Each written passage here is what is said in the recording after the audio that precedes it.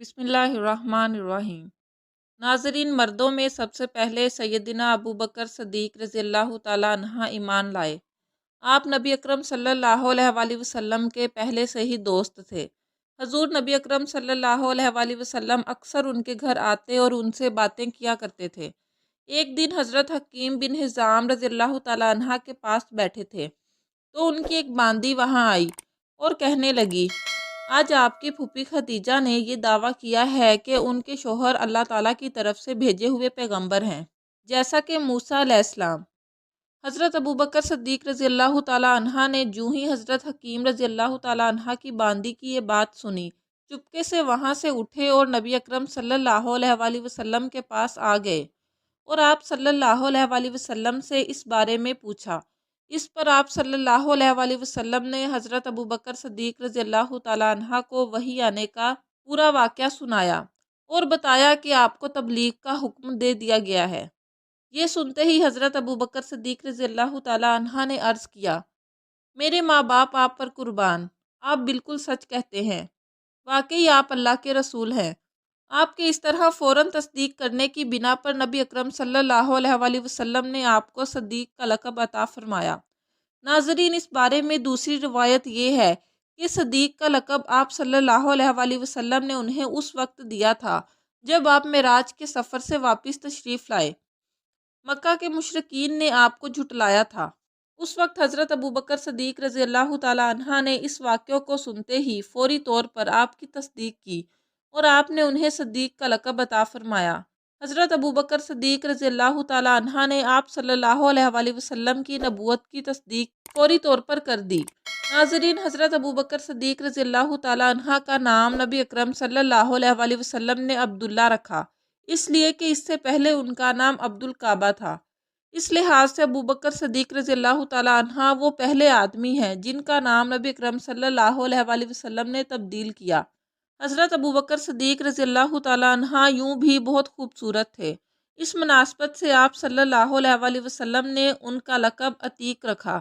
عتیق کا مطلب ہے خوبصورت۔ اس کا ایک مطلب یہ بھی ہے آزاد۔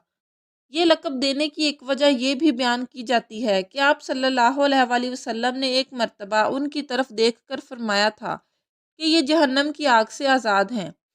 غرض اسلام میں یہ پہلا لقب ہے جو کسی کو ملا۔ قریش میں حضرت ابو بکر صدیق رضی اللہ تعالیٰ عنہ کا مرتبہ بہت بلند تھا۔ آپ بہت خوش اخلاق تھے، قریش کے سرداروں میں سے ایک تھے، شریف، سخی اور دولت مند تھے، روپیہ پیسہ بہت فراخ دلی سے خرچ کرتے تھے۔ ان کی قوم کے لوگ انہیں بہت چاہتے تھے، لوگ ان کی مجلس میں بیٹھنا بہت پسند کرتے تھے۔ اپنے زمانے میں حضرت ابو بکر صدیق رضی اللہ تعالیٰ عنہ خواب کی تعبیر بتانے میں بھی بہت ماہر اور مشہور تھے۔ چنانچہ علامہ ابن سیرین رحمہ اللہ کہتے ہیں، نبی اکرم صلی اللہ علیہ وآلہ وسلم کے بعد حضرت ابو بکر صدیق رضی اللہ تعالیٰ عنہ اس امت میں سب سے بہترین تعبیر بتانے والے عالم ہیں۔ ناظرین، حضرت ابو بکر صدیق رضی اللہ تعالیٰ عنہ نسب نامہ بیان کرنے میں بھی بہت ماہر تھے، بلکہ کہا جاتا ہے کہ اس علم کے سب سے بڑے عالم تھے۔ حضرت جبیر بن مطعم بھی اس علم کے ماہر تھے۔ فرماتے ہیں کہ میں نے نسب نامے کا فن اور علم اور خاص طور پر قریش کے نسب ناموں کا علم حضرت ابو بکر صدیق رضی اللہ تعالیٰ عنہ سے ہی حاصل کیا ہے، اس لیے کہ وہ قریش کے نسب کے سب سے بڑے عالم تھے۔ قریش کے لوگوں کو کوئی مشکل پیش آتی تو حضرت ابو بکر صدیق رضی اللہ تعالیٰ عنہ سے رابطہ کرتے۔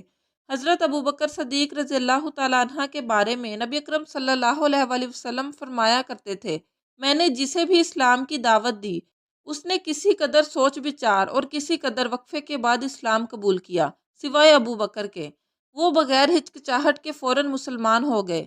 ابو بکر سب سے بہتر رائے دینے والے ہیں۔ میرے پاس جبرائیل علیہ السلام آئے اور انہوں نے کہا، اللہ تعالیٰ آپ کو حکم دیتا ہے کہ اپنے معاملات میں ابو بکر سے مشورہ کریں۔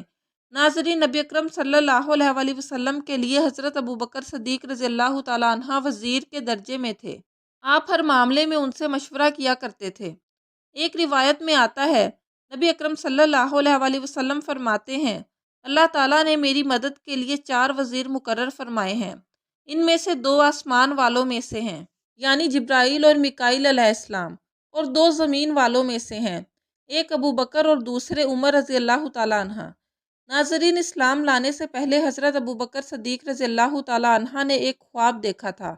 خواب میں آپ رضی اللہ تعالیٰ عنہ نے دیکھا کہ چاند مکہ میں اتر آیا ہے اور اس کا ایک ایک حصہ مکہ کے ہر گھر میں داخل ہو گیا ہے، اور پھر سارے کا سارا حضرت ابوبکر صدیق رضی اللہ تعالیٰ عنہ کی گود میں آ گرا ہے۔ آپ رضی اللہ تعالیٰ عنہ نے یہ خواب ایک عیسائی عالم کو سنایا۔ اس نے اس خواب کی تعبیر بیان کی کہ تم اپنے پیغمبر کی پیروی کرو گے، جس کا دنیا انتظار کر رہی ہے اور جس کے ظہور کا وقت قریب آ گیا ہے، اور یہ کہ پیروکاروں میں سب سے زیادہ خوش قسمت انسان تم ہوگے۔ ایک روایت کے مطابق عالم نے کہا تھا، اگر تم اپنا خواب بیان کرنے میں سچے ہو تو بہت جلد تمہارے گاؤں میں سے ایک نبی ظاہر ہوں گے۔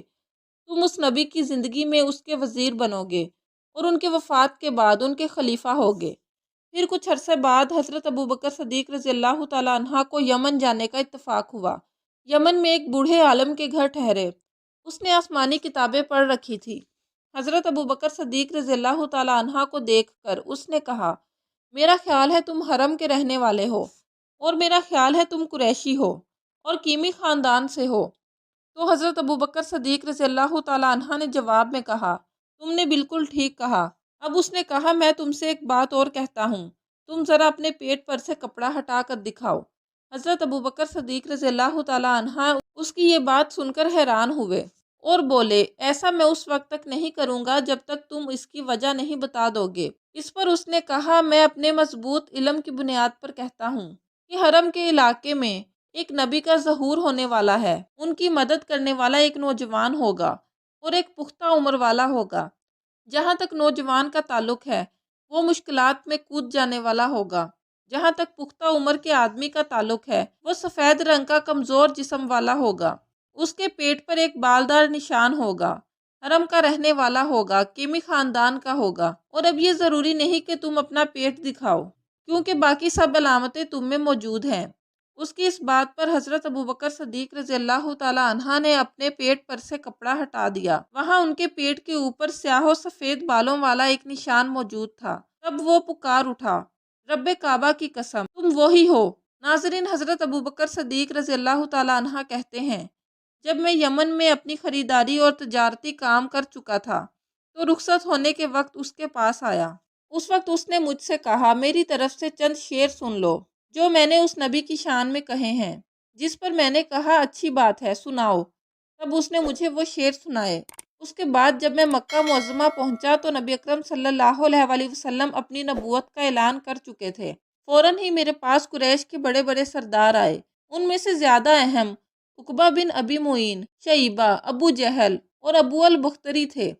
ان لوگوں نے مجھ سے کہا، اے ابو بکر، ابو طالب کے یتیم نے دعویٰ کیا ہے کہ وہ نبی ہیں۔ اگر آپ کا انتظار نہ ہوتا تو ہم اس وقت تک صبر نہ کرتے۔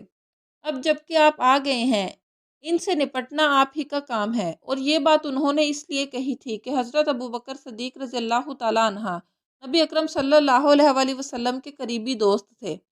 ابوبکر رضی اللہ تعالیٰ عنہ فرماتے ہیں کہ میں نے اچھے انداز سے ان لوگوں کو ٹال دیا اور خود آپ صلی اللہ علیہ وآلہ وسلم کے گھر پہنچ کر دروازے پر دستک دی۔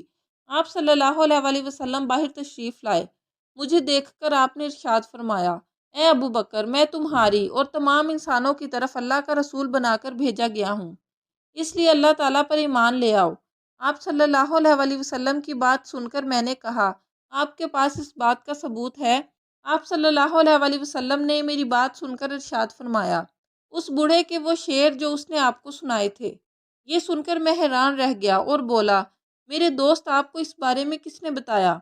آپ صلی اللہ علیہ وآلہ وسلم نے ارشاد فرمایا، اس عظیم فرشتے نے جو مجھ سے پہلے بھی تمام نبیوں کے پاس آتا رہا ہے۔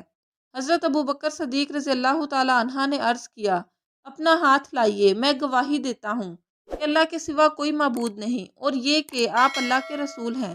حضرت ابوبکر صدیق رضی اللہ تعالیٰ عنہ فرماتے تھے کہ آپ صلی اللہ علیہ وآلہ وسلم میرے ایمان لانے پر بہت خوش ہوئے، مجھے سینے سے لگایا، پھر کلمہ پڑھ کر میں آپ کے پاس سے واپس آ گیا۔ ناظرین، مسلمان ہونے کے بعد حضرت ابوبکر صدیق رضی اللہ تعالیٰ عنہ نے جو سب سے پہلا کام کیا وہ تھا اسلام کی تبلیغ۔ انہوں نے اپنے جاننے والوں کو اسلام کا پیغام دیا، انہیں اللہ اور اس کے رسول کی طرف بلایا۔ ناظرین، آپ رضی اللہ تعالیٰ عنہ کی تبلیغ سے بہت سے جلیل القدر صحابہ کرام اسلام میں داخل ہوئے۔ جن میں سے 5 عشرہ مبشرہ میں شامل ہیں۔ ان کے نام یہ ہیں: حضرت عثمان غنی، حضرت عبد الرحمن بن عوف، حضرت سعد بن ابی وقاص، حضرت طلحہ اور حضرت زبیر رضی اللہ تعالیٰ عنہ۔